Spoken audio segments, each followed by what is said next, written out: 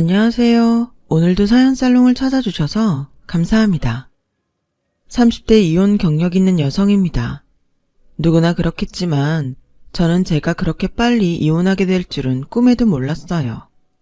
중매도 아니고 죽고 못 사는 연애 끝에 결혼까지 했는데 결혼 후 하도 기가 막힐 일들을 당하다 보니 뭐 때문에 그렇게 결혼을 하고 싶었나 후회만 들더라고요.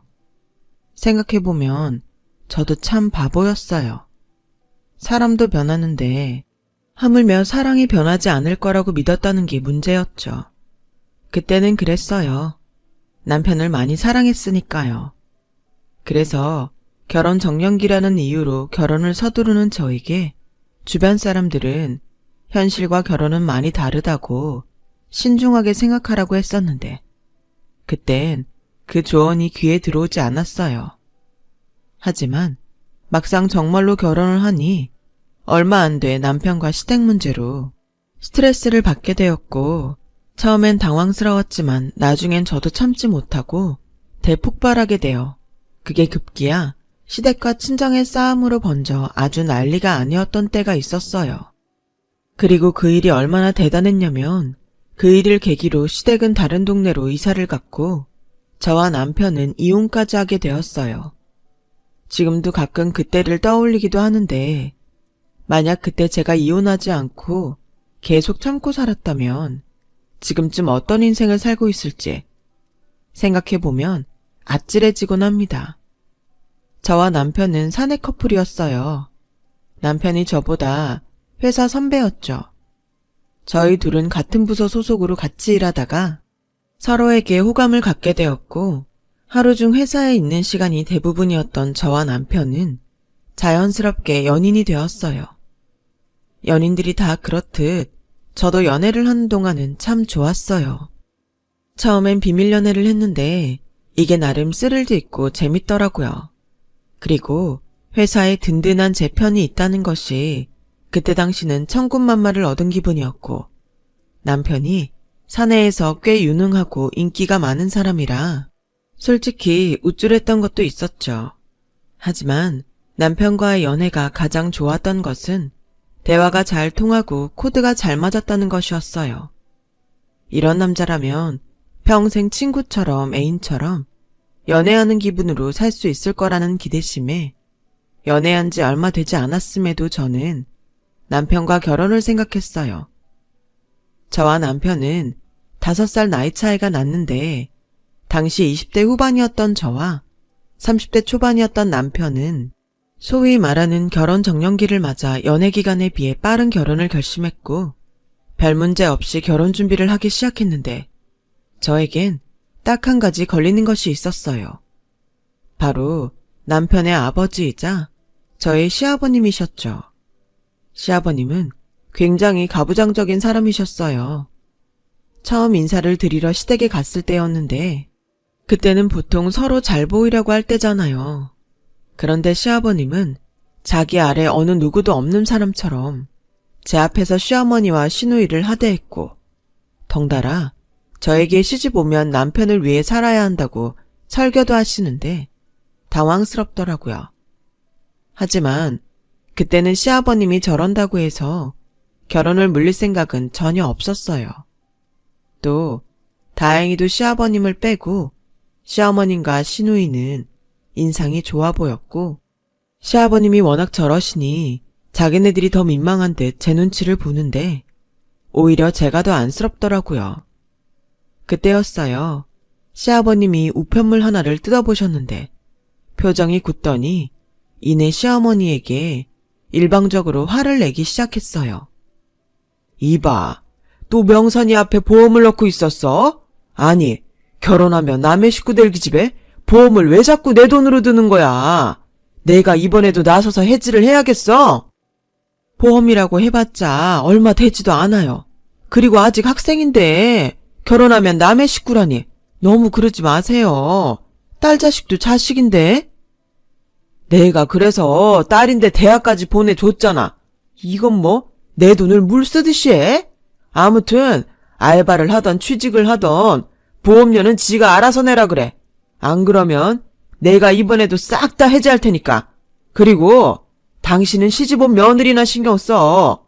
걔가 앞으로 우리 집 일 다 할 사람인데 어디다 신경 쓰는 거야. 진짜 해도 너무하네.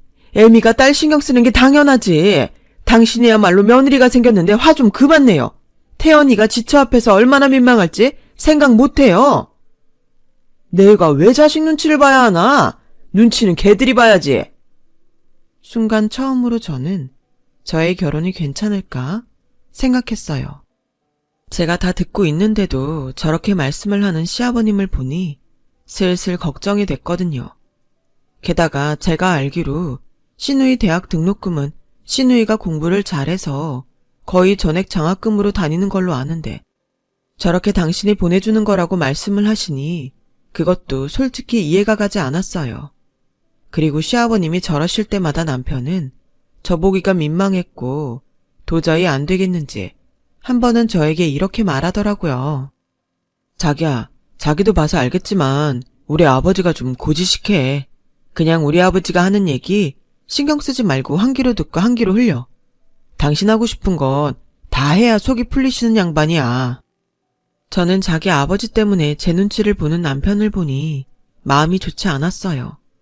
그리고 며느리인 제가 시아버지와 부딪힐 일이 많아봐야 얼마나 많겠나 생각했고 남편 말대로 시아버님이 뭐라고 하시던 네네 하며 이야기만 들어드리려 했는데 그것 또한 말이 쉽지 절대 쉬운 일이 아니었어요. 시아버님은 제가 생각했던 것보다 훨씬 천상천하 유아독존 스타일이었거든요. 성격은 급하고 화는 또 왜 그리 많으신지 집에 계시는 내내 호통을 치시는데 나중에 집에 와서도 이명이 들릴 정도였어요.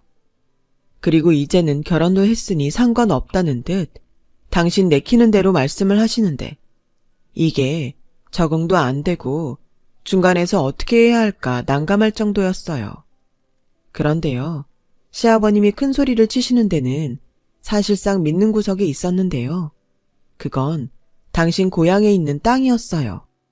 듣기로 그 땅은 집안의 장남이었던 시아버님이 자기 집에서 물려받은 재산이었는데 그 땅이 나중에는 큰 돈이 될 거라고 믿어 의심치 않으셨어요.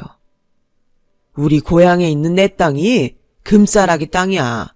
거기에 터미널이 들어온다는 말도 있고 또 아파트가 들어온다는 말도 있다니까. 대체 얼마나 오르려고 저러는지. 너 아주 우리 집에 시집 잘 왔어. 안 그러냐? 네? 아, 네. 그러니 너 나한테 잘해라. 내가 너 하는 거 봐서 콩고물 좀 줄지 말지 결정할 거니까. 이런 말 좀 그렇지만 솔직히 그 말을 듣는데 좋기는커녕 기분이 나빴어요. 사실 말만 그럴 뿐이지 시댁은 형편이 그다지 좋지 않았거든요. 그래서 신혼집도 저희 아빠가 마련해 주셨는데 상견례 때 작은 일이 있었어요. 사돈, 이렇게 합시다. 내가 고향에 땅이 있어. 근데 그게 지금은 못 팔아요. 지금 팔면 손해가 이만저만이 아니거든. 그러니까 애들 신혼집은 사돈네가 좀 해주고 내가 나중에 이자 쳐서 갚아드리리다. 아, 마침 제가 작은 평수지만 아파트가 있습니다. 그럼 애들은 우선 거기서 지내게 하죠. 이자는 됐고요.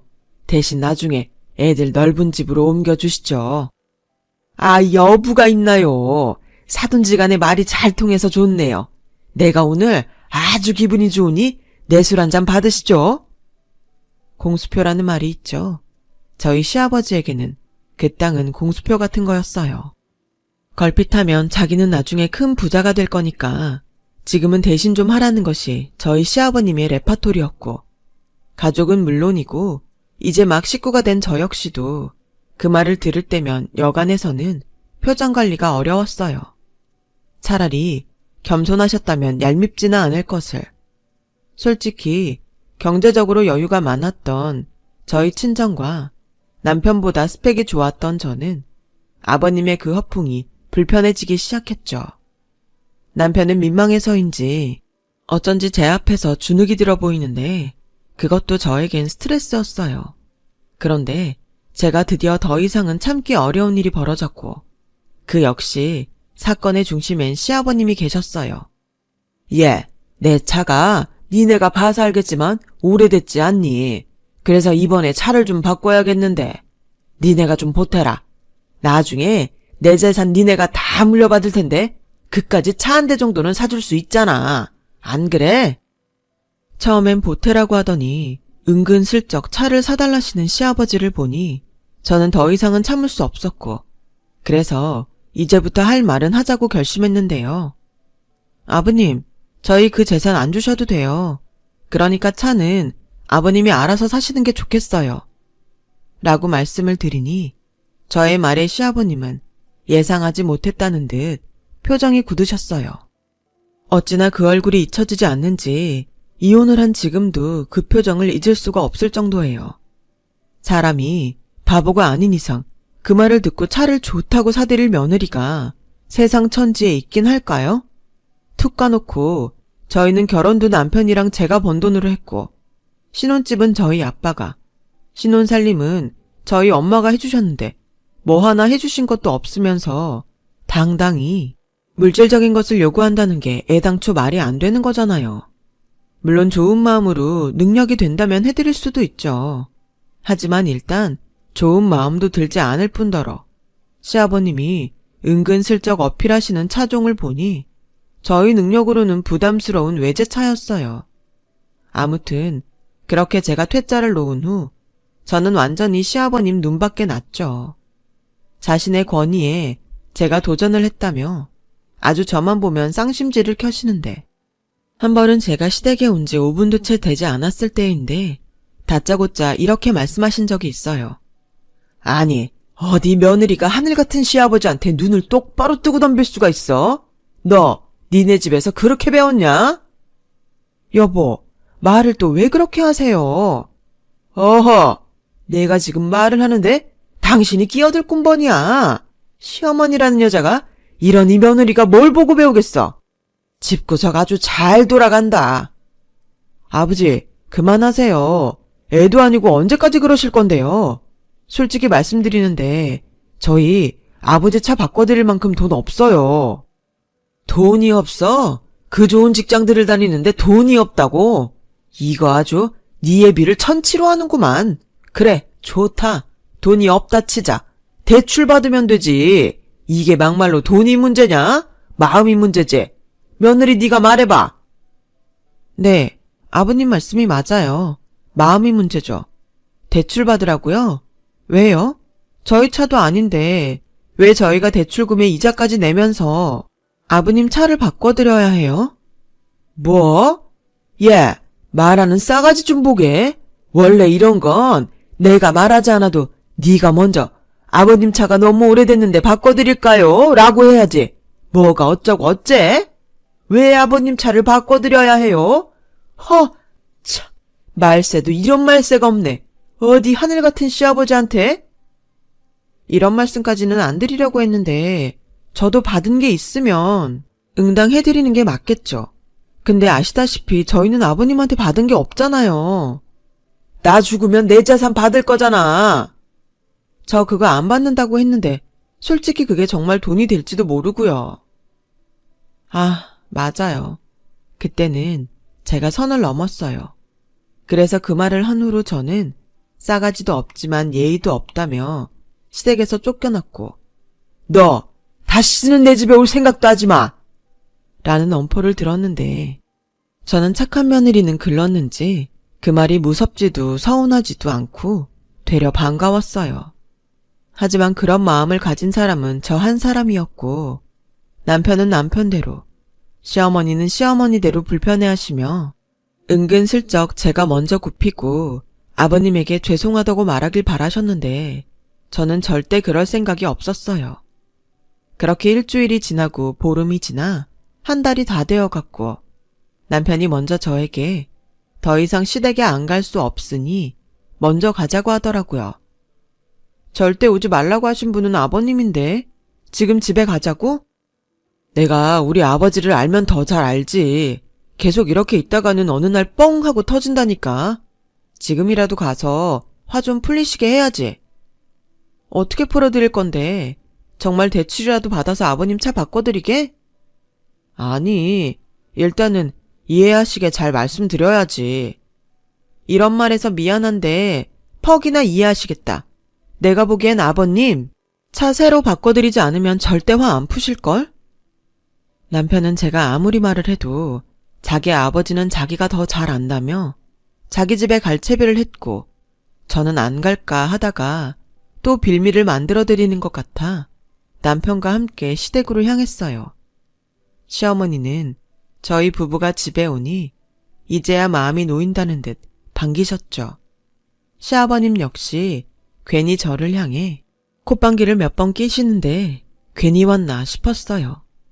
그리고 이윽고 남편이 시아버님에게 이제 그만 화 푸시라고 말을 꺼냈는데 시아버님은 말을 하는 당신 아들보다 저만 빤히 쳐다보시더라고요. 어쩐지 빨리 자기한테 잘못했다고 빌라는 듯한 눈치에 저는 주방에서 음식을 하시는 시어머니에게로 자리를 피해버렸어요. 죄송하다고 빌 마음도 없고 차를 사드릴 마음도 없으니 이번에는 자기 아버지는 잘 아는 남편이 알아서 할 거라고 생각했거든요. 그런데 제가 주방으로 오니 시어머니는 저에게 다시 가라는 듯 저를 팔꿈치로 미셨고 제가 가려 하지 않자 시어머니는 저에게 조용한 목소리로 이렇게 말씀하셨어요. 너도 어지간하다. 그냥 잘못했다고 딱 한마디만 하면 될걸. 어머니까지 그러시면 저 진짜 서운해요. 솔직히 제가 잘못한 거 없다는 거 어머님도 아시잖아요. 잘잘못을 따져 뭐해. 아무리 그래도 저 양반이 너보다 윗사람인데 나는 그때 니들이 그러고 가서 한시도 마음 놓고 살 수가 없다. 어머님, 저는 그게 진짜 이상해요. 아닌 건 아니죠.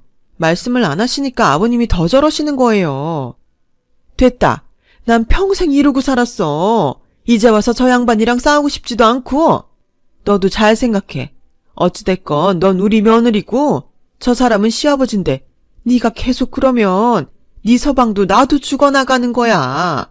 넌 그럼 속이 편하니? 아휴. 아니 왜? 남편도 시어머니도 저한테만 이런다는 게 저는 이해가 가지 않았어요.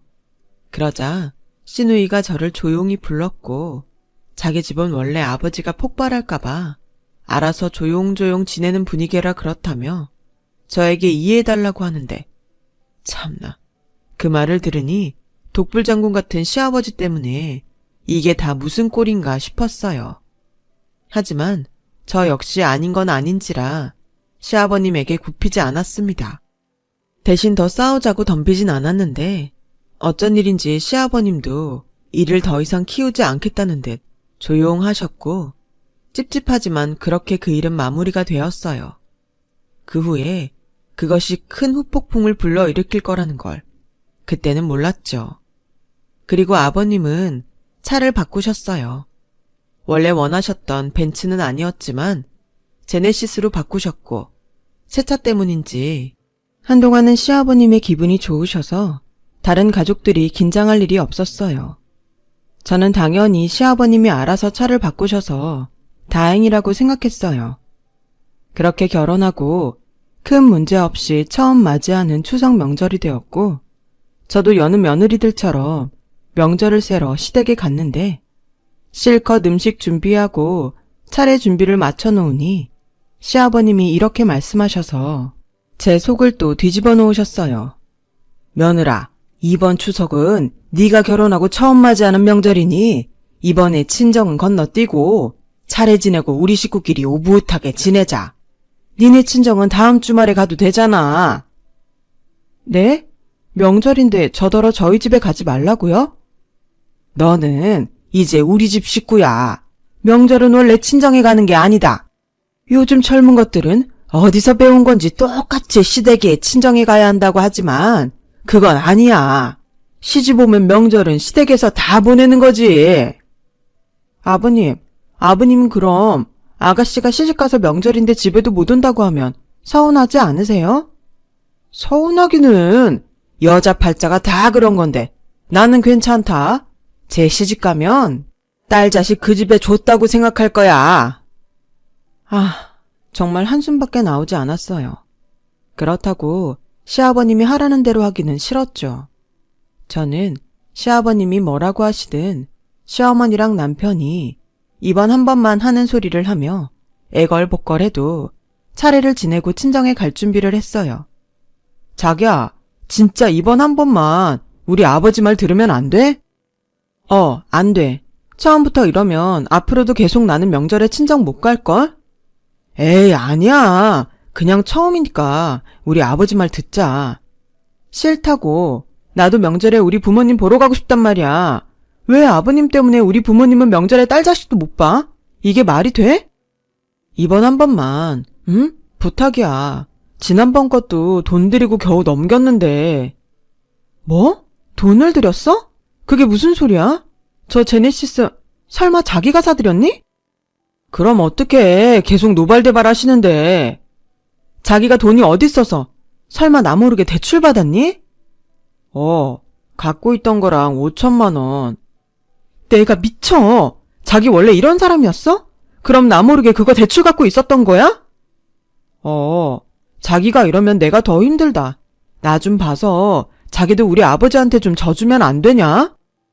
남편의 말에 저는 혀를 내둘렀어요.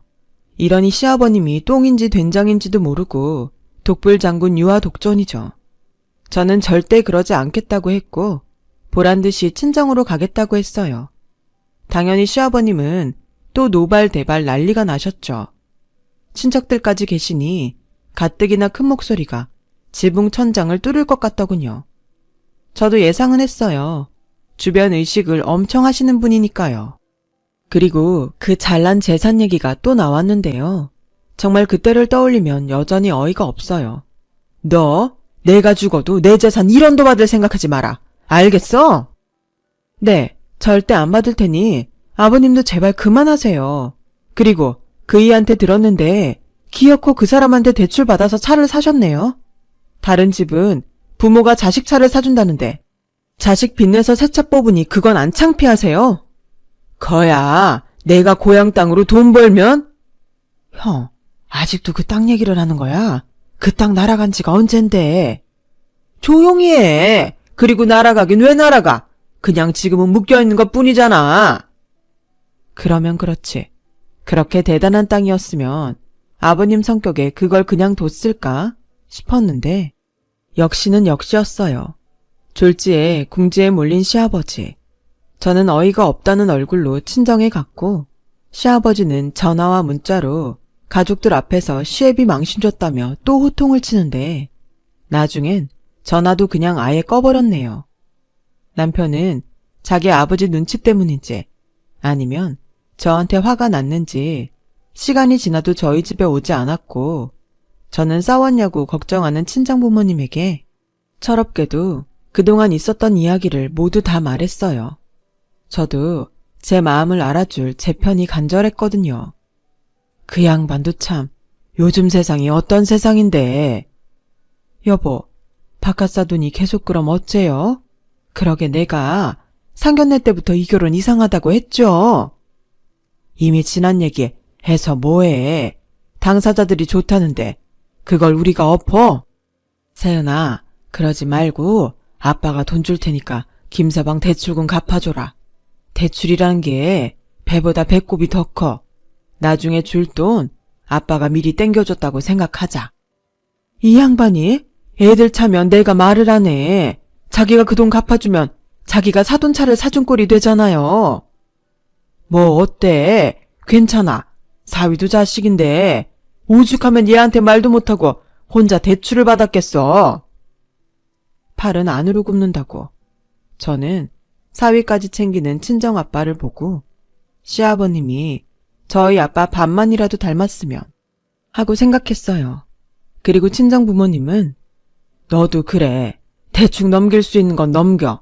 괜히 네 시아버지 자극해서 미움받을 건 뭐 있니? 라고 하셨고 저는 그러다 딸 얼굴 1년에 한 번 볼까 말까 할걸? 라고 대답하자 저희 부모님은 아무런 말도 하지 못하고 한숨을 내쉬셨어요. 아무튼 저는 그렇게 또다시 천하의 못돼 먹은 며느리가 되어 명절을 보냈습니다. 저 때문에 명절 내내 잔소리를 들었다는 남편은 저를 원망했는데 저희 아빠가 대출금을 갚아준다고 하자 얼굴에 금방 화색이 돌더라고요. 내가 참 좋아했던 남자였는데. 그 순간 남편이나 시아버님이나 똑같이 별로라는 생각이 들었고, 역시나 남편은 쉬는 날이면 자기 집에 가서 자기 아버지 기분을 풀어드리자고 저를 조르더군요. 이번에는 절대 그러고 싶지 않았어요. 한 달이 지나자 시어머니께서 전화를 하셔서는 시아버님이 단단히 벼르고 있으니 어서 빨리 집에 와서 비는 신용이라도 하라고 우는 소리를 하시더군요. 눈에는 눈, 이에는 이. 저도 이제부터는 시아버님과 똑같이 하기로 마음 먹었고 저는 졸지에 공공의 적이 되었어요. 억울했죠. 그리고 시간이 지나니 시아버님보다 남편과 시어머니에게 더 서운한 마음이 들더라고요. 저와 남편은 신혼인데 그 일 때문에 서먹서먹했는데 그건 그거대로 또 속상했어요. 이럴 거면 결혼하지 말고 계속 연애만 할 걸 하는 후회만 들었죠. 아무튼 그렇게 서운한 마음만 쌓으며 각자 바쁘게 살다 보니 연말이 다가왔어요. 직장인이다 보니 저도 남편도 종무식이다 송별회다 정신이 없었고 그렇게 연말을 보내고 새해 신정을 맞이했는데 그간 연이은 술자리가 피곤했는지 좀처럼 일어나지 못하고 점심때가 지나서야 일어났어요. 제 핸드폰에 무슨 일인지 시아버님 부재중 전화가 10통이나 찍혀 있었어요. 전날 진동으로 놓는다는 걸 잘못해서 무음으로 해놓은 탓이었죠. 그런데 이상한 건 제 핸드폰에는 10통이나 찍혀 있던 시아버님의 번호가 남편 전화에는 한 통도 오지 않았다는 거였어요. 그래서 그렇게 급한 전화는 아니었나 보다 하는 생각으로 편하게 시아버님에게 전화를 드렸고 시아버님은 제 생각과는 다르게 전화를 받자마자 저에게 호통을 치시며 화를 내시는데 그 소리에 남편도 깼어요. 아니, 네가 지금 제정신이냐? 왜? 나 죽거든 전화하지.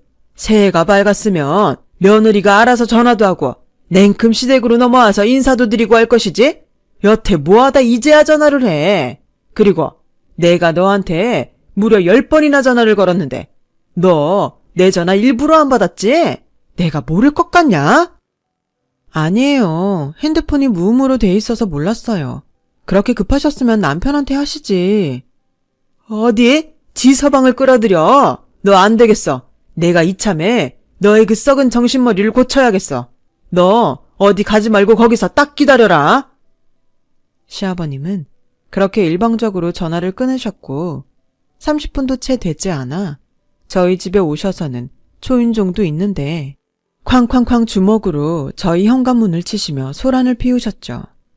다른 이웃들도 있는데 창피했던 저는 얼른 문을 열어드렸어요.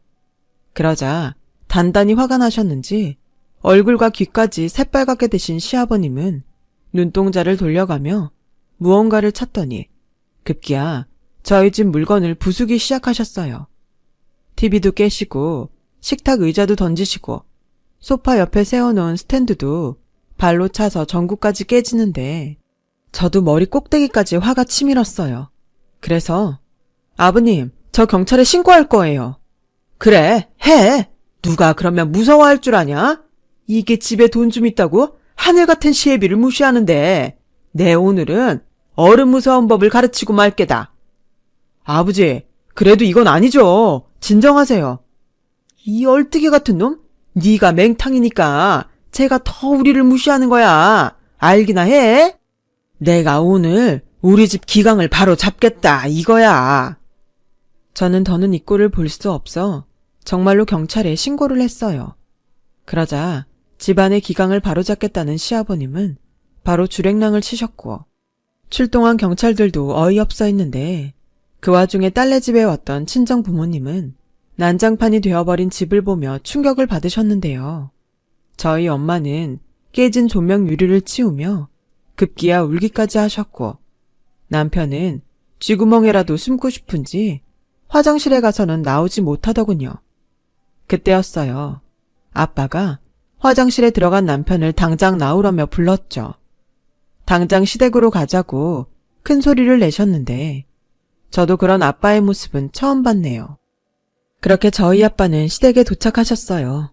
그리고 곧장 남편에게 아버님 차가 어딨냐고 물었고, 남편은 불안한 얼굴로 시아버님이 주차해 놓은 차를 가리켰는데, 그 순간 아빠가 접어진 제네시스 사이드 미러를 나라가 발로 차셨어요. 아빠가 합기도 유단자씨거든요. 어찌나 요란한 소리가 나면서 사이드 미러가 나가 떨어지는지. 뒤쫓아갔던 저와 엄마도 깜짝 놀랐고 차에서도 요란한 비상경고음이 울렸는데요. 귀신같이 그 소리에 시아버님이 신발도 제대로 신지 못하고 밖으로 나오셨어요. 그리고 망가진 자신의 차를 보며 화들짝 놀라셨죠. 저희 아빠는 보란 듯 이 차 문을 발로 차시며 문 네 짝을 모두 망가뜨리셨고, 시아버님은 화가 나서 경찰을 부르겠다고 소리소리를 지르시더라고요. 그 소리에 저희 아빠도 한마디 하셨어요. 사돈도 열받죠? 그러게 왜 애들 집에 쳐들어가서 살림을 부숩니까? 이런 얘기 치사하지만 그 집에 뭐 하나 보태신 것도 없잖아요.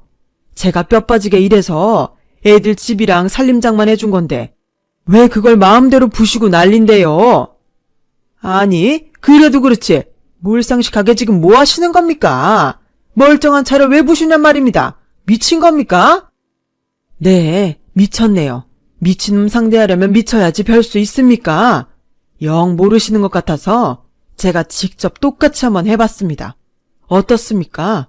그리고 오해하실까봐 말씀드리는데 김서방이 이 차 살 때 받았다는 대출금 제가 갚아줬습니다.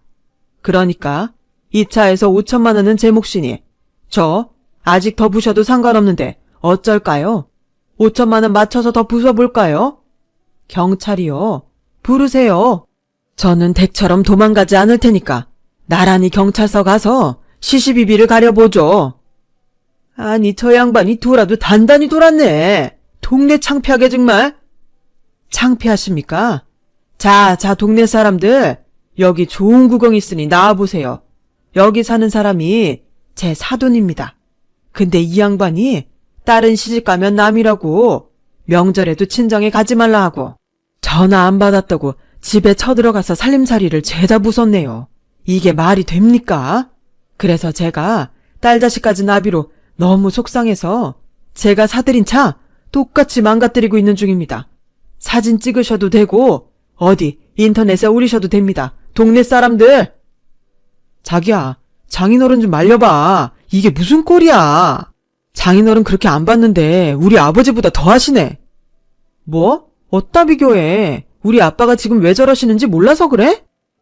그렇다고 똑같이 저러시냐? 나이도 우리 아버지보다 어리시면서.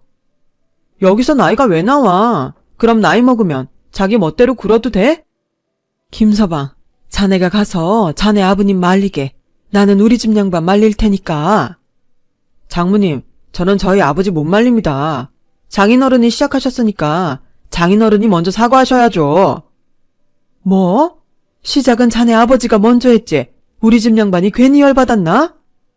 그렇다고 멀쩡한 차를 부술 수는 없죠. 저는 그 순간 너무 열이 받아 저희 엄마에게 대드는 남편의 면상을 손바닥으로 날려버렸어요. 그러자 그 모습을 시장 다녀오시던 시어머니가 보셨고 시어머니 역시 몰상식하게 사돈네가 쳐들어와서 난동을 피우냐고 목소리를 높이셨고 그렇게 동네 한복판에서 난리가 났어요. 그리고 주민신고로 경찰이 출동해 두 집안 사람들 나란히 파출소로 가게 되었어요. 그곳에서도 시아버님과 저희 아빠의 양보 없는 싸움은 계속되었는데 그 순간 정신이 번쩍하고 들었어요. 제가 이혼을 하면 남남으로 다신 부딪히지 않아도 될 사람들이잖아요. 그래서 그곳에서 제가 확 이혼 선언을 해버렸고 저희 엄마와 아빠는 하고 싶으면 내일 당장이라도 가서 하라고 하는데 어이없게도 시아버님을 비롯한 시어머니와 남편은 이혼은 절대 안 된다며 저보고 시집 왔으니 자기 집에 뼈를 묻으라고 하는데 진심 소름이 끼쳤어요. 왜 내 금쪽 같은 딸이 그 집에 뼈를 묻습니까? 우리 딸이 못 살겠다고 이혼하겠다면 그만입니다. 소송이라도 할 테니 그런 줄 아세요. 당신 같은 아버지 때문에 제가 더 그러는 겁니다. 딸은 시집가면 남이라는 말이 괜히 있습니까? 이봐요. 제 딸이 어떻게 남입니까? 제가 10달 동안 품고 힘들게 낳은 제 딸입니다. 힘들게 오기야 금이야 키워서 시집 보냈더니 남이요? 말이 그렇다는 거죠. 어쩜 내외가 똑같으시냐 정말. 그러니 딸도 저 모양이지. 뭐예요? 그렇게 경찰서에서 두 집안은 앙강거리며 싸움을 이어갔고 급기야 경찰관의 제지를 받으며 끝이 났는데 그건 시작에 불과할 뿐 이혼까지 가는 데는 적지 않은 노력과 시간이 들어갔어요. 시아버님이 부순 살림살이와 또 저희 아빠가 부숴버린 차 수리비에 남편의 대출 빚을 갚아준 것까지 정리할 것이 제법 있었고 저 역시 길지 않은 결혼 생활이었지만 정신적인 피해 보상 위자료를 시아버님에게 받아내기 위해 소송을 진행하다 보니 남편과 살았던 시간과 맞먹은 시간이 들더군요. 다행히 이혼은 제가 원하는 조건으로 다 이루어졌어요.